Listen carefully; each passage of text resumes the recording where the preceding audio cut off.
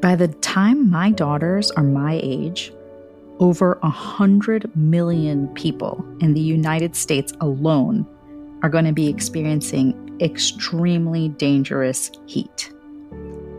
We've already started to experience it. And periods of high heat and humidity because of climate change are only going to get more frequent and more intense over the next 30 years.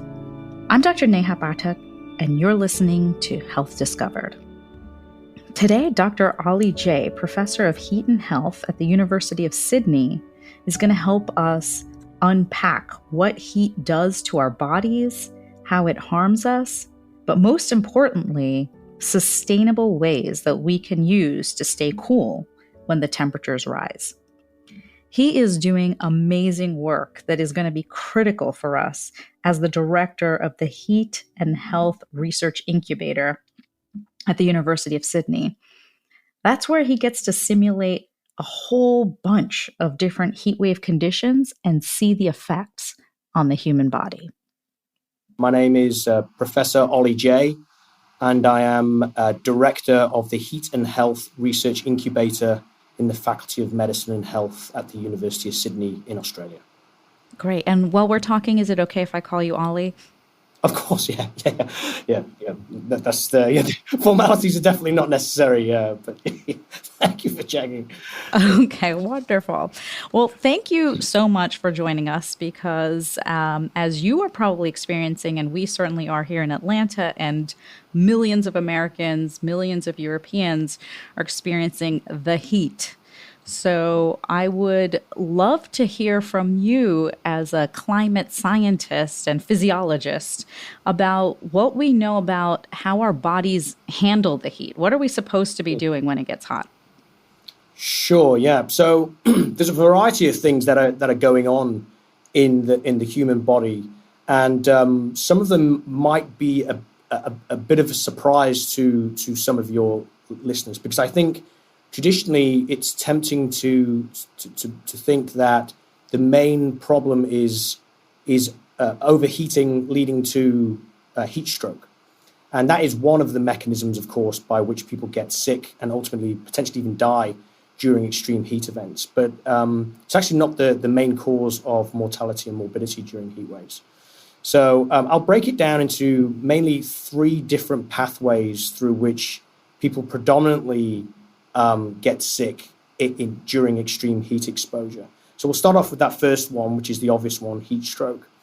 So the main mechanism is it comes down to the fact that we redistribute blood around the body when we get hot. So we have this process called a cutaneous vasodilation, where the blood vessels in our skin open up and we redirect a lot of blood away from the body core towards the skin to try to help support heat dissipation to the surrounding environment. Now, as a consequence of that, because we've only got so much blood inside the body, we would, if we didn't have any other compensatory response, we would have a reduction in blood pressure, which would lead to things like syncope, etc. So in order to try to defend against that, what we need to do is elevate our cardiac output, so the amount of blood that we pump around the body every minute. And the main way in which we achieve this, because our stroke volume, so the amount of blood that we shift with every beat of the heart, remains the same, maybe a little lower, is through upregulating our heart rate. And of course, if we are asking our heart rate to beat more times per minute, this requires the cardiac myocytes, so the muscle cells of the heart, to contract more often every minute, and that requires oxygen. So if there's a limitation to the delivery of oxygen via the bloodstream through the coronary arteries, for example, and we have maybe an issue with that supply through coronary artery disease, for example, that could lead to a catastrophic cardiovascular event. So this is probably why we think from a physiological perspective, why we see a greater number of people with cardiovascular disease falling ill or dying during extreme heat events. It's not necessarily because they overheat, their core temperature necessarily goes much higher, but we have this kind of this cardiovascular failure. So that's different from heat stroke. That's a great point. I think that's so important for us to all realize is that when we think the temperature's getting too hot for us, we think we are going to overheat. And that's the main way that people get sick from heat. But what you're pointing out is really that when we are kind of set to live at this Goldilocks temperature, we work hard to stay in that range. And whether it's too hot or too cold, our body has to work to deal with that, to keep us there. That's exactly right. So what we're seeing with with the signal that we see in people with cardiovascular disease falling ill during extreme heat events is that we think it's more of a function of the way in which we try to defend body temperature autonomically through our basic thermoregulatory processes that then elicit different types of strain. And in this case, it's eliciting excess cardiovascular strain. And if there's an underlying infirmity of the cardiovascular apparatus, then that becomes problematic. But this is not to be confused, of course, with heat stroke. So if I then go on to the next component, is people really overheating with heat stroke. So it comes from the same underlying processes that we have this redistribution of blood towards the skin. And then this secondary effect of that is that we have a reduced blood flow to the gut. So if we have a reduced blood flow to the gut, you have a reduced delivery of oxygen to the epithelial layers of the gut. And when that's coupled with high local tissue temperatures, what physiological studies have demonstrated is that we start seeing an increase in gut permeability. So things like endotoxins, which are residing inside the gut, which are meant to stay in there, when we have this reduction in blood flow because we're very hot and we're trying to defend against body temperature, and we have increase in local tissue temperature, these endotoxins start leaking out of the gut. They enter the circulation, and that might then set off a cascade of effects, which ultimately may lead to coagulation around the body, multiple organ failure, and ultimately death. So that's what heat stroke is, and that's really two things. It's again this redistribution of blood flow. There's also the very high tissue temperatures that we see in the gut. I think this is so important because even having gone to medical school, I don't think we're, really taught to think about heat stroke at certain temperatures. People come in and we're really taught about what you should do, what we need to do to sort of reverse damage, to protect the life. But I don't think I ever really knew the gut heat connection, and I think the last time we talked, that struck me so much in terms of what we're thinking about when we're thinking about the dangers to human health.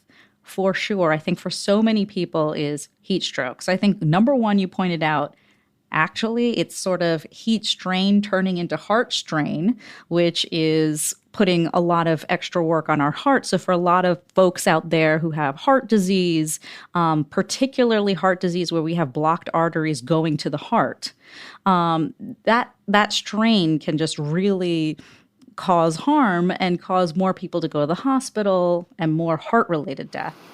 Exactly and then right, the second piece, I just find we always think about our guts now and our mental health. We think about our gut linked with so many other processes. And I think that it's really important for us to realize how when we're sending blood to our skin to help us cool down, that core part of our body is actually overheating and then breaking down. And all of that, like you mentioned, the endotoxins that are meant to stay in that, they're not supposed to come into our blood system.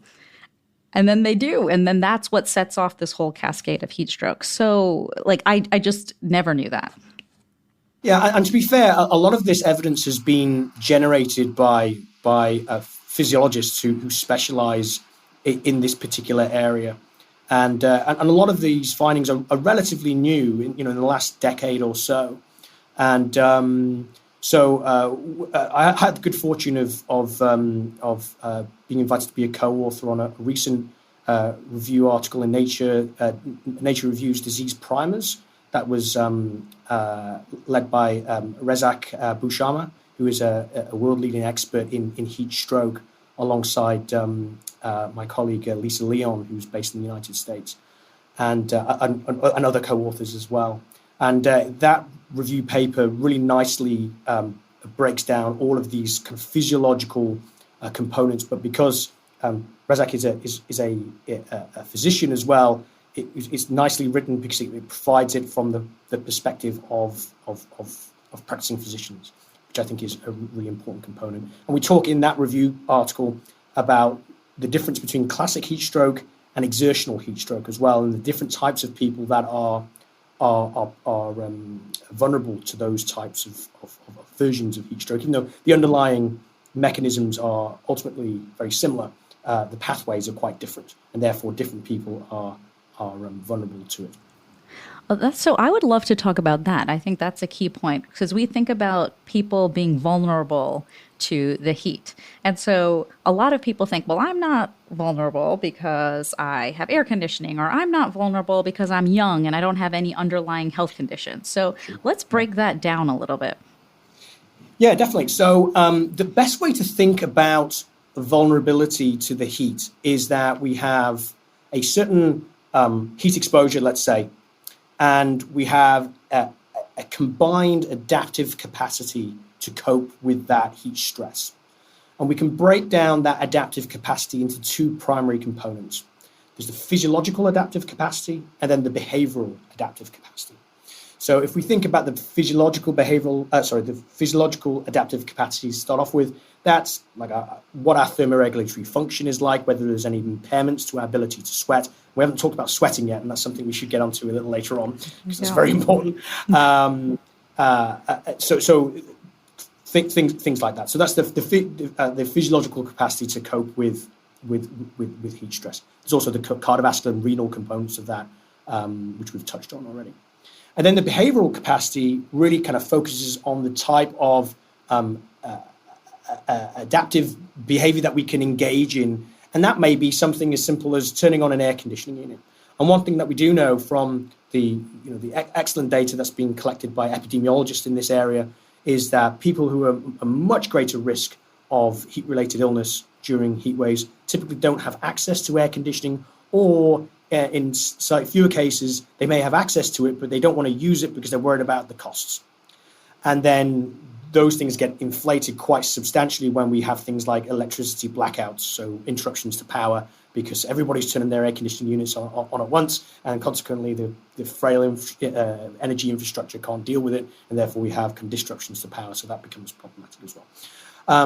And then if we think about people who don't have access to air conditioning, there are subcomponents of vulnerability within that group of people.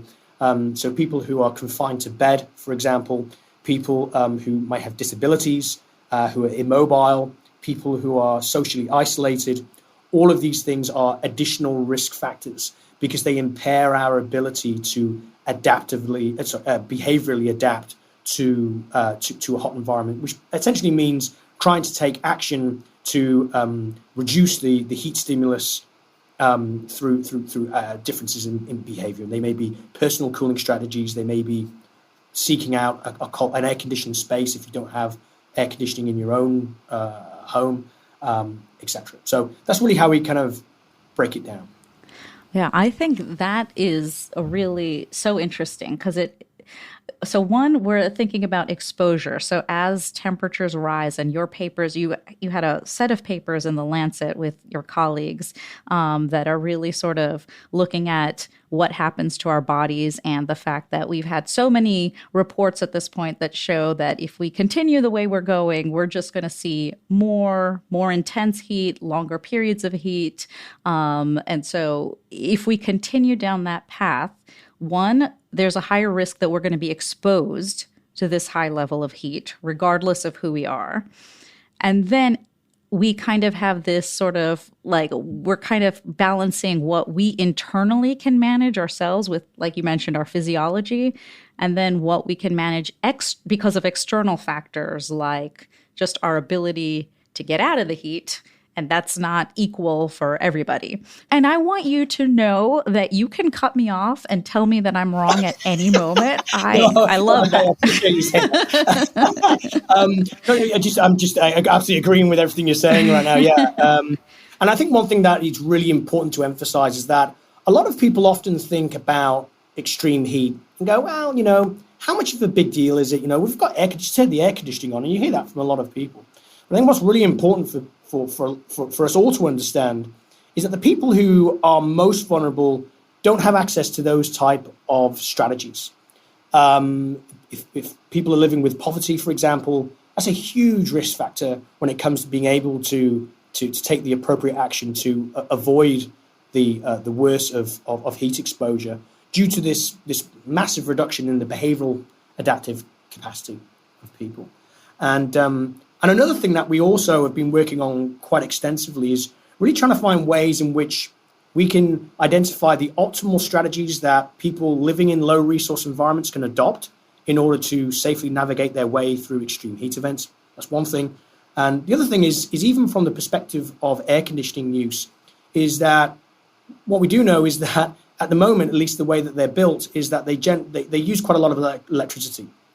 And if you use a lot of electricity in most places, so I live here in Australia, and the vast majority of the electricity that is generated here is generated by coal-fired power plants. And of course, they're burning fossil fuels, they're emitting excess CO2, which then contribute to the problem in the future as well. So it's ensuring that while we're trying to increase people's adaptive capacity from a behavioral perspective, particularly if they're not as physiologically vulnerable, is that we find strategies that they can use that are not contributing to the problem down the road. Now, if you have very low behavioral capacity and very low physiological adaptive capacity, then I think the environmental concerns are secondary at the moment. The main thing is making sure that the most vulnerable can get their way through heat waves now. And so if air conditioning is a solution for that portion of the population, then so be it. And I think we know that it's very protective. At the same time, we need to find sustainable strategies, particularly for people who don't have access to those types of that type of cooling. Yeah, I think that it's so interesting because you kind of always think about it. And I'm glad you mentioned that you're in Australia. I wanted to talk about that. So I'm in Atlanta, Georgia, which is called Hotlanta because historically we have periods of high and intense heat. So a lot of us have, there's a lot of air conditioning around. We have it. And so we sometimes take it for granted. And I will tell you that about a week ago, we had a storm because none of this comes just in and of it's not just a heat wave. It's also, drought or power, going out or storms so we had a storm and our power went out. And we have not had air conditioning for about, I want to say 5 days now. And I've got a 2-year-old, I've got an 86-year-old dad at home, and I've got kids and, a husband on the side. So we don't worry too much about him. But take care of himself. So there, yeah, that's right. So there's one floor where the air conditioning unit is still functioning, and then the other two that are not. So again, you were kind of like in the space where we have taken it for granted, and now I'm like, which of these people get to stay in the area that is cooler? Mm-hmm. And so my dad won, and so he gets to stay in the cooler area. I mean, and I think that sounds like a wise decision. Yeah. Because what we do know as well is that as even generally, relatively healthy people, as we age, is that there are age-related decrements in the ability to regulate body temperature. And that's predominantly through the ability to sweat. So beyond the ages of 60, what we start seeing is a reduced sensitivity of the sweat glands to the neurotransmitter that is responsible for sweating, so acetylcholine. Studies have shown that peripheral sensitivity to that stimulus to produce sweat it becomes blunted as we age, and it's pretty non-linear. So once we get to 60, it really starts to take hold. So by the time we get to our mid-80s, the age-related decrements to sweating will be quite substantial. Now those can be offset by things like keep staying in shape and maintaining physical fitness and things like that. But that's one of the reasons why even primary aging is a risk factor from the perspective of extreme heat exposure. And so you mentioned sweating. So let's get into sweating because that's just such an important mechanism. Well, it's in fact, it's the only mechanism that works when we're exposed to extreme heat. So the ways in which we exchange heat with the surrounding environment is through two main pathways that we can group together. There are dry heat transfer pathways, which are driven by temperature differences between the skin and the surrounding environment. And even when we're fully vasodilated, so that increase in blood flow response that I mentioned at the start of our conversation, even if we have a maximal response of that, our skin temperature will max out around about 35 degrees Celsius. So, what's that in Fahrenheit? 95 Fahrenheit, I think. Oh my God! Sorry, yeah, that's about 95. I was about to get out my yes. Yeah. Have to remember the audience that I'm speaking to here. So if ambient temperature exceeds that skin temperature, our ability to lose heat via those dry heat transfer pathways, so radiation, convection, they end up being reversed. So we actually start gaining heat via those pathways. Plus, we're generating heat inside our body because we're alive and our cells are using energy, and heat is generated as a byproduct of cellular metabolism. And that gets upregulated quite substantially when we start moving around because large muscle groups will be contracting, and that generates lots of heat as well. So that leaves only one pathway left to actually lose heat to the environment, and that's the pathway of evaporation. So that is why we have evolved to be quite good at sweating, because our sweat glands will produce sweat, it will sit on the skin surface, and it's the evaporation that helps us cool down. It's not the production of sweat that cools us at all, it's the evaporation of the sweat. And that's the driving force for that evaporation of sweat is dictated by a couple of things. The main thing is the humidity difference between the skin and the air. So we've got high skin humidity because we're sweating, so it's wet. But if the air has a lot of moisture in it, that means that that driving force for the evaporation of sweat from our skin gets suppressed. And that's why when we have a warm environment that's above 35 degrees Celsius, 95 degrees Fahrenheit, and if it's humid, that's why it becomes so uncomfortable and such a problem. Because the only way in which we can cool ourselves is through evaporation, yet that sweat can't evaporate. So there's a couple of things that we can do. We can start increasing airflow across the skin surface to try to promote the evaporation of sweat. But the thing is, then you've kind of got the competing effects of adding extra convective heat to the body, and how that balances with extra evaporation. But we've done several physiological studies demonstrating that things like electric fans, for example, that are much cheaper and cleaner to operate relative to air conditioning, they can be used quite safely up to at least 100 degrees Fahrenheit, maybe a little higher than that, especially if it's humid. And that kind of goes against actually a lot of the public health guidance that's out there from organizations such as the Centers for Disease Control, the World Health Organization.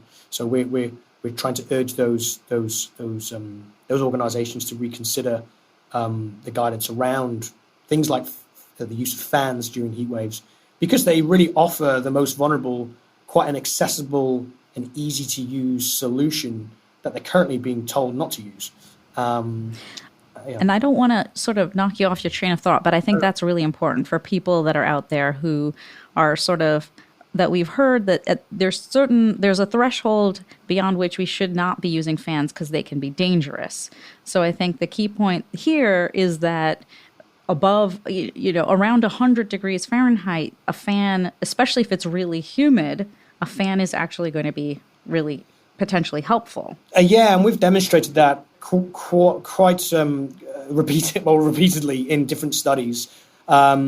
So we've demonstrated up to 39, 40 degrees Celsius. So that's about 102 to 104 Fahrenheit. I did my homework on my Fahrenheit scale. Thank you for doing that. We show that with high humidity environments, the fans do just again always prove beneficial. They keep core temperature lower. They reduce the cardiovascular strain, which is really important. The only trade-off is that it does increase your sweat rates a little bit more. So if you don't replace those fluids with extra water, then it will accelerate dehydration. And we haven't talked about dehydration yet, and it's something that we should touch on a little later on. But as long as you're using those devices and you're drinking an extra glass of water every hour or two, should be enough. to ensure that the dehydration doesn't get aggravated by these devices. Now, with this said, what we do know is that from our studies is that once temperature goes much higher, particularly if it's very dry.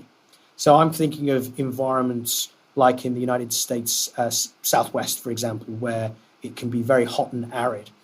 What we do know is under those circumstances, fans are detrimental.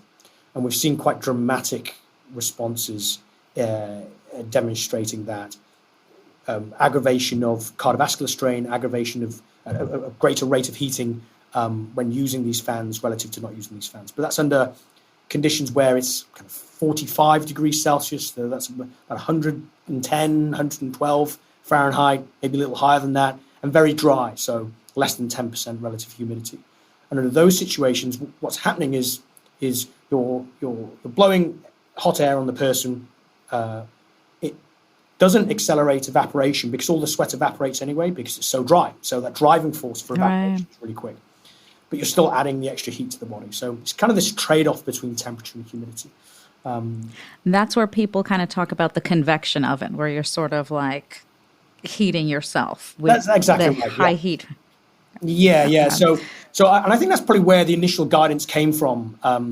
It's this analogy of being in a convective oven.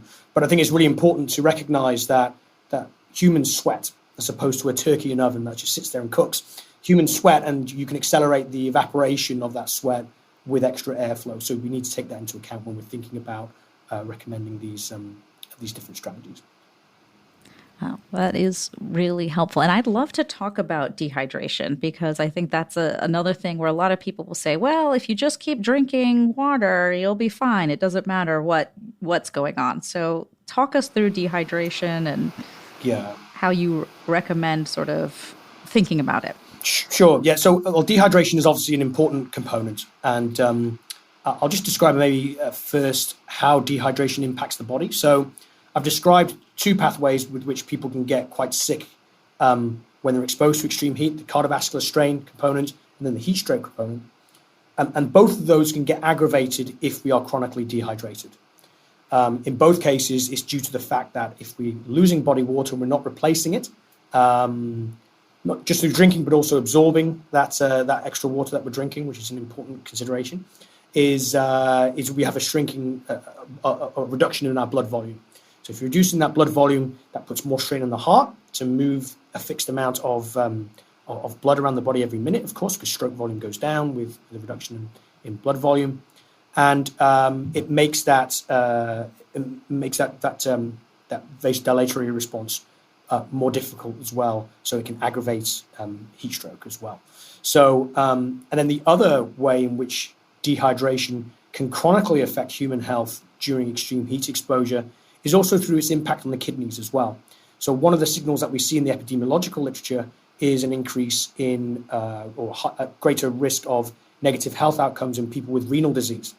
And we think that is due to, if we have chronic dehydration, then that will increase renal strain, and that can increase the risk of chronic kidney disease, particularly if people are exposed to heat stress in a repeated way.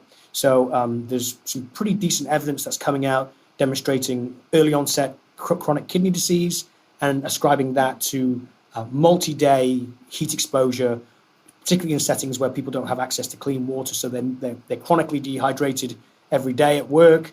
They then don't fully rehydrate when they go home. They then start work dehydrated the next day. And then it's just this cumulative aggravation. And if that keeps on happening, then that can lead to these repeated insults on the kidney, which ultimately impair kidney function, then can lead to chronic kidney disease. Now, in those settings, those studies haven't quite been able to uncouple the heat effect alone and the dehydration effect alone relative to other factors that might be in that environment.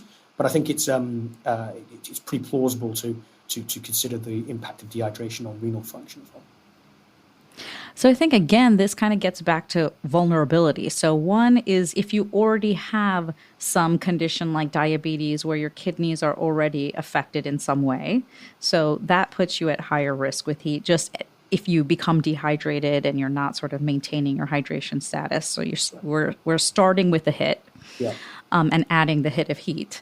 And then heat itself for a young, healthy person who's an outdoor worker or somebody who's outside very frequently, like you're talking about, where you're not thinking I'm vulnerable because you think you're young and you don't have any known history of any problems. But the heat itself over a long period of time, in addition to potentially other things you're exposed to, pesticide, other things that may be around, are also kind of putting a hit on your kidneys. And then you kind of get into this cycle of dehydration and more heat and dehydration and that causing problems over the long run. That's exactly right. Yeah. And another thing to also consider as well is just thinking about young, healthy people who might end up being at risk of the negative health effects of extreme heat. It's really where we start thinking about exertional heat stroke. So this is the time that we're actually having this discussion is really relevant to this particular question. As colleges and high schools around the United States start having their summer training camps for things like American football. There's some great work that's been done at the University of Connecticut, led by Dr. Doug Kasser, and he leads up the Corey Stringer Institute.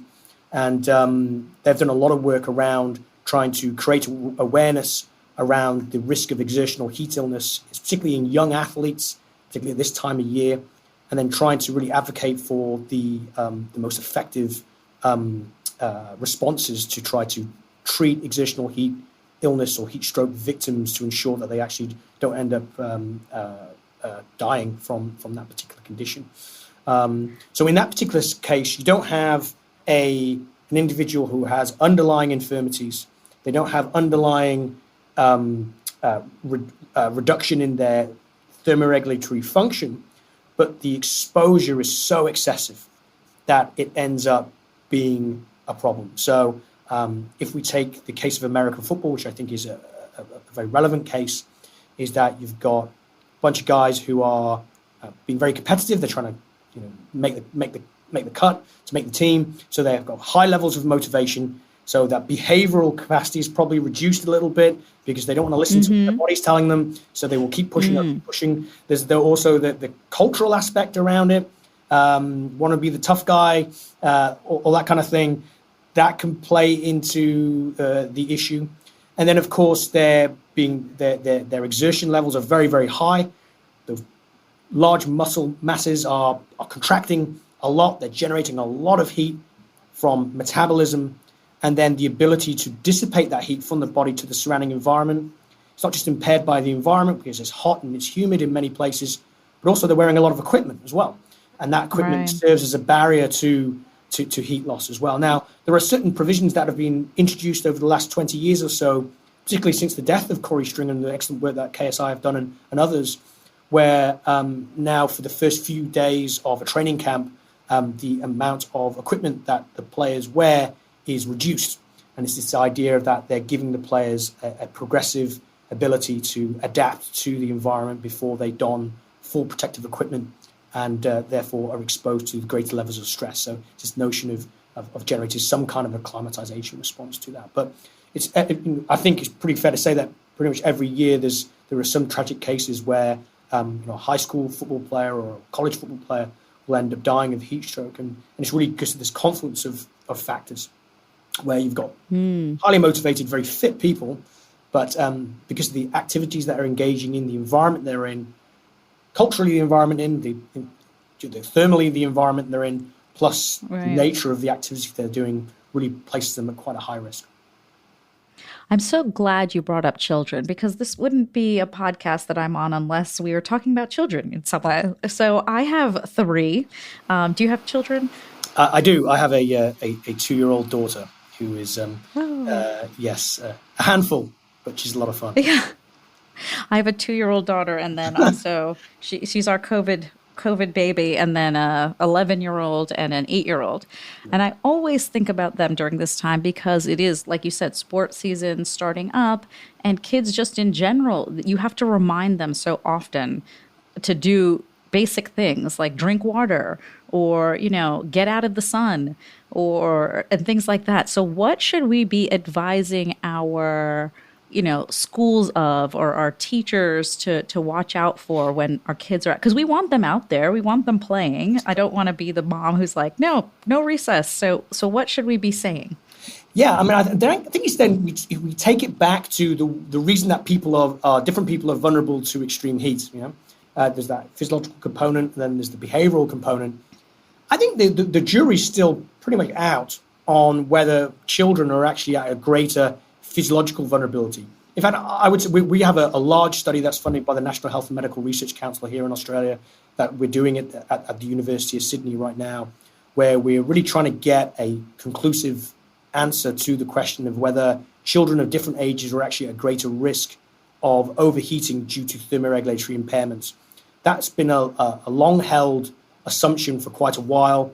There's been some rowing back of some of the perspectives on that relatively recently, but there still hasn't been any conclusive evidence. And people like to talk about morphology as well, high surface area to mass ratio. But the chances are, if you do the modeling, you do the physics, it's probably not a massive issue. I think the big issue is the I like that. Yeah, the behavioral component that you're describing there. So it's this idea of as we age, we become a bit more aware of things that are going on. We think, it might be a good idea to seek heat, to seek shade right now. I might want to slow down, et cetera, et cetera. Those behavioral adaptations in children, I think, I would propose are probably blunted a little bit just through their exuberance for life and maybe their lack of experience. So nice. Their lack of experience of dealing with these type of hazards in our environment. So I think I would probably say that it would make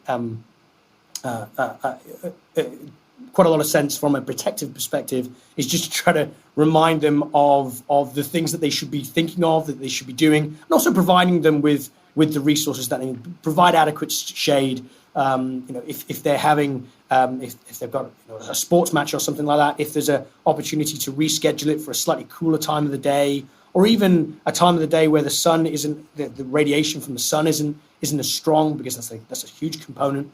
There are things like that we can do that can keep them much safer from a heat stress perspective, while not impairing their ability to do what they want to do. And it stops us from being the bad guys as well. There's something that we talked about before where you I don't know if you've coined the term, but you use the term self-dousing. And after I talked to you about it, I mean, that's the thing my kids love to do. That is the thing that they will do. So can you talk about self-dousing and where that fits in as a strategy? Yeah, absolutely. Cool? I'm glad that you brought that up. So, but I'll just take it back to when we were talking about different strategies that the most vulnerable can use, and we said we were talking about increasing airflow with devices like fans, and there's a limit at which those devices are helpful, and above that limit they can end up being detrimental. And the question is, well, what can we do when we exceed those limits? What else is left? And what we've shown through lab studies that we've done here at the University of Sydney, so just so your listeners can get a picture of what we do here. So we have, much like many physiologists, we have a climate chamber. It's a state-of-the-art built facility where we have the capacity to simulate any kind of condition that we really want from a perspective of a thermal environment. So we can create a certain temperature. We can couple that with a certain humidity. We can even add the effects of solar radiation to simulate these kind of outdoor environments very carefully. And then we can systematically assess the way in which different strategies reduce cardiovascular strain, because we measure it, thermal strain, because we measure core temperature, rate of dehydration, we can measure bloods and all this kind of thing. So we can have a very detailed way of understanding how those, the impact, the physiological impacts of those different strategies. And one of the things that works uniformly in hot, dry environments, warm, humid environments, is this idea of self-dousing. So I don't think we did coin the term, but I'll be happy to take it if. But I'm sure I'm sure somebody else thought of it first. But basically, it's this idea of taking water, and of course, you want to drink it for maintaining hydration. But another thing that you can do that's really effective is that you can pour it over yourself. So if you place the water over your skin, and a lot of it will drip off the body, but it does the same thing as sweating effectively. You're artificially placing water on the skin surface, which will then subsequently have an opportunity to evaporate, and then that will have an enormous cooling effect. Plus, it also reduces the necessity for you to produce sweat yourself, which incurs its own physiological strain as well. So we've done a couple of papers where we've tested the intervention, which worked really well. We published a paper in JAMA in 2019, which is a preliminary lab study where we assessed the efficacy of this self-dousing, and we showed that it really effective at reducing cardiovascular strain and increasing thermal comfort as well. And we also did another study that we published in a journal called Temperature, where we did some calculations and said, okay, the question is, if you're an athlete and you're running around, you've got a certain amount of water, should you drink or should you pour, or should you do both? And what we were trying to figure out was what proportion of the water would actually need to evaporate from the skin surface to have the same cooling effect as drinking an ice slurry drink, which is regularly advocated as a way of keeping cool. And I think the amount that needed to evaporate was about 6% or something like that. Such is the power of evaporation. The amount of heat that we liberate through the evaporation of moisture from our skin surface is absolutely enormous. Compared to conductive heat exchange, if we were to drink a cold drink and you lose heat to that fluid to warm it up to body temperature, you lose far more heat through this evaporation process. So it's a very effective way of keeping cool. Interesting. So if you had this cup of said cold ice slushy water, drink some of it and then pour the rest on your body? Is that's what we recommend? Yeah. Unless you're chronically dehydrated, of course. But if you're not chronically dehydrated, drink to thirst, especially if you know you're going to get access to a bit more water further down the line, and then consider throwing some of it over your head, and it doesn't have to be cold either. That's the beauty of evaporation, is that so you do have some conductive heat exchange that would warm water up, but the real bang for your buck that you get is the evaporation. So that's that phase change from liquid to gas, and that carries with it an enormous amount of latent heat energy. So if it's 20 degrees Celsius water, 30 degrees Celsius water, actually doesn't matter as long as that water can evaporate. So tap water, you could put tap water on yourself. Yeah, so actually that's a really good point. So in a lot of the studies that we have done and are currently doing is that we want to create the conditions that are relevant to normal living circumstances. So often what we do is that when it comes to utilizing water is we usually provide it at a temperature that you would expect to get out of a tap. So instead of having to, mix it with ice and all the rest of it, because that would require you to have access to ice and have access to electricity and the rest of it. So this is why we always use tap water, but the temperature won't really matter all that much. So that's great. I mean, one of the other things that you talked to me about, I feel like this conversation happened just so that I could survive, and maybe I should say my husband can survive us not having air conditioning, because temperatures are also, I think we're also hot in other ways, not just temperature wise. We're more angry, we're more frustrated at home, and so you can certainly notice how hard it is to kind of just live with this for a few days, beyond which what we were sort of comfortable with. But we realized we had a ceiling fan, and we had not turned, it was just decorative for so many years. And then we were like, I think I remember this. We need to turn that fan on. And it sort of changed our lives in terms of just being more comfortable, like you said, that it's thermal comfort. It's not just the what the thermometer says. I mean, the thermostat says on your wall. Yeah. So, I'm really, really pleased to hear that some of our research findings are proving useful, and you're still alive. So clearly it works. Yes.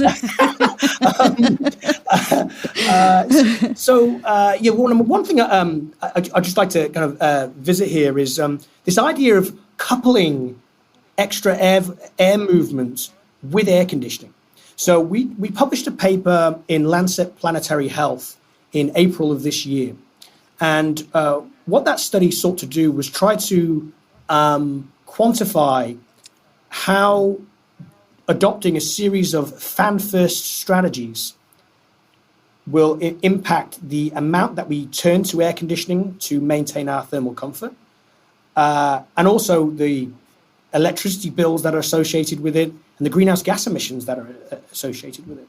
So if we take the principle that the reason that we use air conditioning is to maintain our thermal comfort, and if we can then accept that if we move air, what we know from a lot of thermal comfort literature, so I had the privilege of working alongside my colleague, Professor Richard Didier, who's a world-leading expert in the area of thermal comfort, is that a lot of Richard's research and his colleagues in his area have demonstrated that if you move air a little bit more, what we can do is it elevates the ambient temperature that you feel uncomfortably warm at.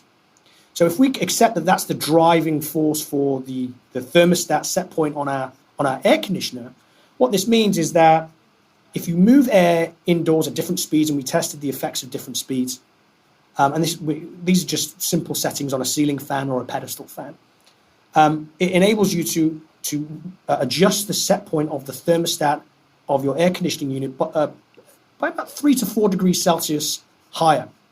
So what this means is that your air conditioning throughout the course of a day, where it heats up and then cools down later on, over the course of a day, you'll turn your air conditioning unit on later, it will turn off earlier, and you will feel exactly the same because you're maintaining the same level of thermal comfort by augmenting heat loss through convection as opposed to just changing the temperature difference between the air and the skin, which is what an air conditioning unit does.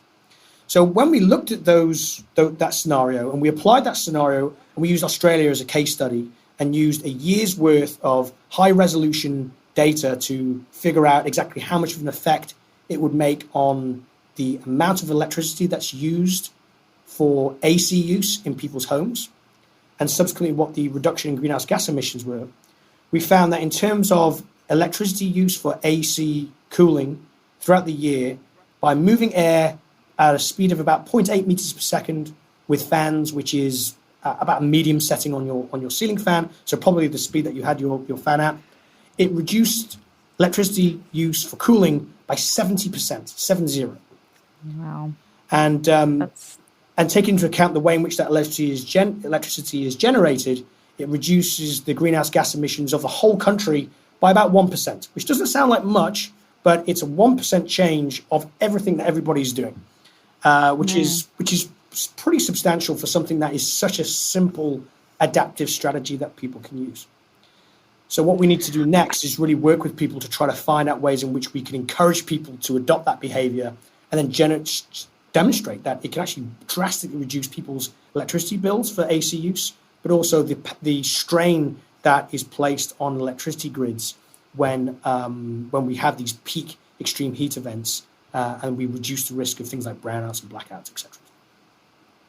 Yeah, I mean, I think that you have to kind of really get that message needs to get out, I think, because we have so many office buildings and so many places where it's just there's a number on a thermostat, and that's what people, and you told me this, which is that we're really just working on cooling the air rather than cooling ourselves and being comfortable in that space. That's a great point. So and one that I think we should emphasize here on this call is that the principle of air conditioning is that we are cooling the temperature of all of the air that envelops us, and for the purpose of cooling the person. Ultimately, what we're concerned about is a hot person or an uncomfortable person. So we need to redouble our efforts at focus, and there's lots of people doing work in this area, obviously not just us, but focusing on finding ways in which we can modify the thermal status of the individual without thinking that we have to change the entire environment. And that's where we can really drill down into far more sustainable ways of doing it, and also individualized ways as well. Is if in that office building you've got that thermostat set at 68 degrees Fahrenheit or something like that. Half the people are too hot, the other half are too cold. People are putting on scarves and woolly hats. Other people are taking off clothing And no one is really all that, well, very few people are actually all that satisfied with that environment. So not only would we be able to find more sustainable ways, probably more effective ways at keeping people comfortable and cool. I could talk to you literally for like hours, but I don't want to take up even more of your time. But this has just been such a great conversation. I have two more questions for you, if you're game. Yeah, of course. Yeah. One, I want to talk more about this climate chamber because I am fascinated. Can I come? And secondly, like, what is it that somebody's walking into? Are you walking into a room? Are you? I don't even know what I'm envisioning. Right. Okay. So, anybody who's interested can visit our website, the Heat and Health Research Incubator at the University of Sydney. We have some videos of some studies that we're doing there. One in particular where we're actually simulating the working environment of a ready-made garment factory in Bangladesh in our chamber in Sydney and exposing participants to these conditions, recreating the work conditions and trying to identify which sustainable cooling strategies are most effective. But you can kind of see the setup there. But I'll describe it for you now. So, one thing I should also add is that while our climate chamber is a custom-built facility, and it's all really a medical facility, which was based on the specifications that I was able to provide. It's an entire subdiscipline, thermal physiology, and there's a number of thermal physiologists across the world that do this type of research, and we all have, to a greater or lesser extent, access to similar facilities such as this. So, a climate chamber is our climate chamber is a room. It's a sealed room with windows and things like that, so you can get out and in. It's 3 meters high, and the floor space is 4 meters by 5 meters. And what we can do, so you walk in, it's like walking into a big fridge. Maybe is probably the best example, but we typically make it warm. And then all of the machinery that conditions the temperature and the humidity and the wind is above the ceiling, and then at each end there is an air gap of about 75 centimeters wide on each end, and there are fenestrated walls. We condition that air, and then it comes through that fenestrated wall, and then it keeps it relatively laminar, and we have very good control over the conditions. So as you're walking in, it'd be like being in a big room with predominantly metal walls. And what we do in that chamber is that a lot of the work we do is we focus on simulating heat waves of the past based on weather data and saying, okay, so one of the ones that we really focus on is the Chicago heat wave of 1995, which was responsible for hundreds of heat-related deaths. And we say, okay, if we have a replay of those conditions, what type of sustainable cooling strategies could the most vulnerable use to most effectively reduce their core temperature? So we measure their core temperature in a variety of different ways, reduce the cardiovascular strain that they might experience. A lot of the studies that we conduct, we do with clinical populations. So we don't just expose young, healthy people to these conditions. We recruit people with cardiovascular disease, for example, people on different type of prescription medication. So we really understand in a systematic way the role of these different conditions and how they alter what our advice should be to people who are exposed to these types of conditions in the real world. Wow. And that enables us really to identify what works and what doesn't work. So that's really kind of the principle of the climate chamber. One of the things that we're also really quite excited about is that we have an opportunity to collaborate with people in environmental science. So I'm a physiologist, so I don't really have much of an idea of climate modeling and things like that. But there are experts that specialize in that, and they can predict what the heat waves of the future might look like according to different carbon emission pathways. One of the real challenges for people right now is to understand what the impacts of future warming is actually going to be. We have these heat waves and it's all very uncomfortable and a bit distressing sometimes, but a lot of people are kind of think, 1 or 2 degrees Celsius increase in global temperatures, what is that really going to do? But what we know is that the health impacts are going to be predominantly concentrated, from a heat perspective anyway, in these extreme heat events. And the extreme heat events are going to become more frequent, they become more intense, and they're going to last longer. And what we can do is we can simulate at least the intensity of those future heat waves. We can take people now, expose people to those different versions of the future, and actually show physiologically what it's going to do to them, what it's going to do to their capacity to perform a simple work task that we take for granted now, their ability to play sport, the ability to even survive. And then we can actually provide data now to show, look, this is what the future is going to look like from a physiological perspective. And I think that could be quite powerful to try to really persuade people what the consequences of our actions now may have in, for our children when they're your father's age, for example. What is that going to look like for them? And I think that's really important. I'm so excited. Yeah, that's amazing. I mean, so we know that Europe is burning. Millions of Americans are under heat advisories and have been over the past several weeks. India, the Indian subcontinent, suffered through it for over a month. China, millions more there are affected right now. Are you shocked? Are you is this surprising to you in the sense that this is happening globally already, or is this just sort of what we should have anticipated? I mean, it's certainly alarming, isn't it? But I think what it demonstrates is the urgency with which we have to act from a mitigation perspective. So thinking about what we need to do now to stop this runaway train getting completely out of control. And then the second component is, what do we need to do to adapt to ensure that the legacy of human activity to date, we know that's going to inevitably result in a certain scenario moving forward for at least the next 30, 40 years from a heat wave perspective of heat waves and not just hot weather. And we know that's going to have devastating health impacts, particularly on the most vulnerable. The question is, what adaptive strategies can we provide to ensure that we can adapt to that warmer future using the information and the tools that we have to hand? One of the things that's really concerned me and it alarms me is the quality of information that we are giving the general public in terms of what type of strategies they should be using to protect themselves, particularly the most vulnerable, against extreme heat.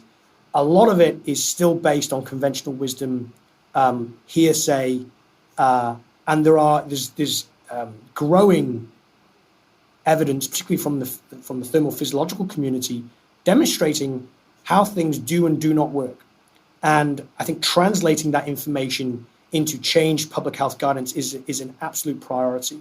This was the focus of one of the papers that we published as part of the Heat and Health Lancet series last year, the second paper, Reducing the Health Effects of Extreme Heat and Hot Weather, which I had the privilege of leading. And associated with that paper were a series of infographics that the Lancet generated. We've got this one infographic that summarizes the 8 things that you can do that are currently that are based on the best scientific evidence that's available right now. And using that and promoting that as the evidence through which we should be advising what people should be doing, I think would make a lot of sense, because that is actually based on the scientific evidence. But a lot of what we're telling people at the moment through various avenues doesn't seem to be informed, at least by the latest scientific evidence. And in some cases, it's not informed by any evidence whatsoever. Well, I think that's great. So we will make sure that we link to that infographic in our show notes, and that from our end, we're doing as much as we can to get that message out there, because you're right. We need to know what to do now. And I really feel so lucky to have been able to talk to you not once, but twice in a short period of time. So I really so appreciate your time. My pleasure. Thanks so much for having me on.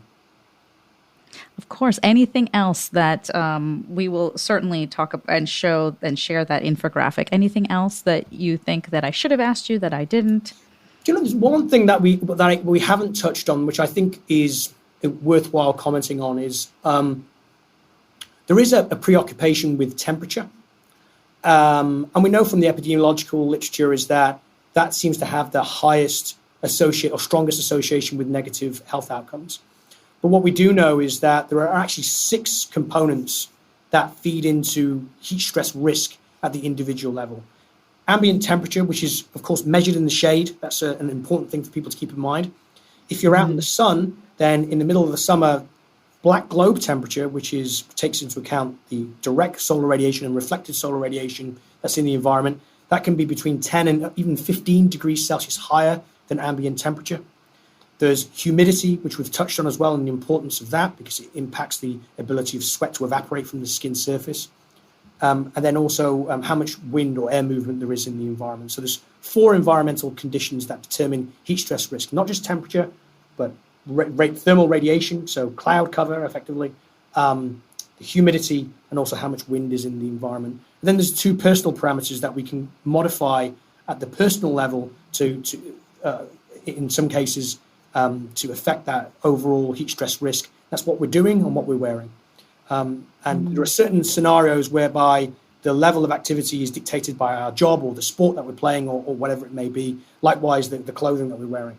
But those are the 6 components that really combine to determine heat stress risk. And I think that's really important when it comes to people evaluating their own risk at an individual level. It's not just thinking about what the temperature is, but thinking about, okay, well, what is the humidity today? Is it clear or is it cloudy? Is it windy or is it still? And what am I doing today? What type of activities am I engaging in? And what kind of clothing do I have to wear? Or what can I, what do I need to wear? Or how much can I reduce that from the perspective of the overall heat stress risk? That's really great information. I think that sometimes as doctors, we also tell a lot of people, listen to your body, let your body guide you, which in some ways is I think helpful information even in this situation. But I think from this conversation, what we can say is that sometimes you might not even recognize things because it catches up to you that you're doing things or you're wearing things, you're in direct sunlight and you feel fine one minute and things can change so quickly. Actually, but I'll just finish off with just an extra point just to add to that. Is the way in which we perceive our thermal status is predominantly through thermoreceptors that are in our skin. So if our skin's warm or our skin's cool, then we perceive that it's warm or cold, and we take behavioral action. But if we think about some of those pathways through which we get sick, particularly the heat stroke pathway, a lot of that is associated with how hot our body core is, and we don't really sense that all that much.